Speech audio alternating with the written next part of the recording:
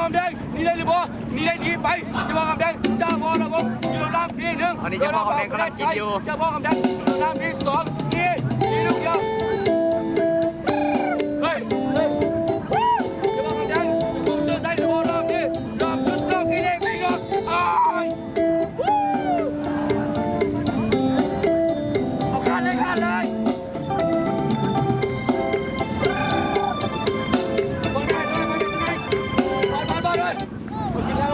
กินเหล้า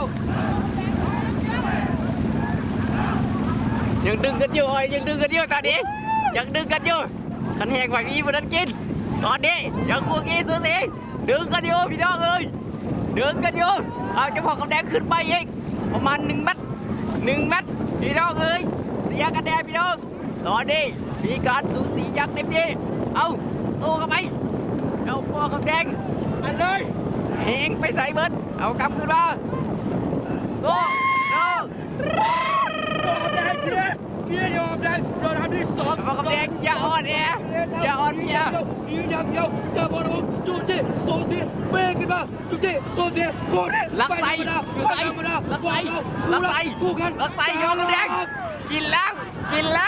อยู่วังมีสิ้นล้นน้ำเลิกอยู่วังพ่อคำแดงมีสิ้นล้นตอนนี้กินแล้ว2 เมตรตอนนี้เฮ็ดดูดึงเข้าไปดู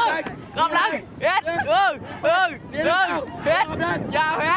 เฮ็ดกินแล้วเลยดึงเฮ็ดเลยเฮ็ดไปกินแล้วเลยดึงตอนนี้กินประมาณ2 เมตรเฮ็ดสู้อย่าแพ้เลยจัดการสู้เฮ็ดยังหน่อยเดียวโอ้ยเฮ็ดเลยอีก10 เมตรอีก10 เมตรสู้เฮ็ดดึงเหมือนเดิมระวังแดงอีกหน่อยเดียวกินแล้วหน่อยเดียวกินแล้วกินแล้วนะครับแดงกินหน่อยเดียวพี่น้องเอ้ยประมาณ50 เซนพี่น้องเอ้ยโมอยากแกเหลือเสื้อเลยพี่น้องเอ้ยเละสุดยอด50 เซนเละ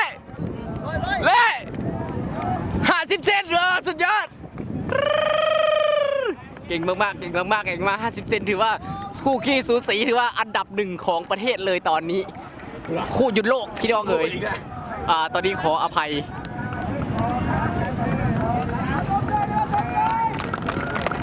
สุดยอดพี่น้องเอ๋ยโดนน้ำเงินแล้วชนะเหมือนคู่หยุดโลกเลยแบบนี้นะตอนนี้ต้องไปซิงกับนาวาศักดิ์สิทธิ์เต็ง1เลยพี่น้องเอ๋ยเจ้าพ่อกับแดง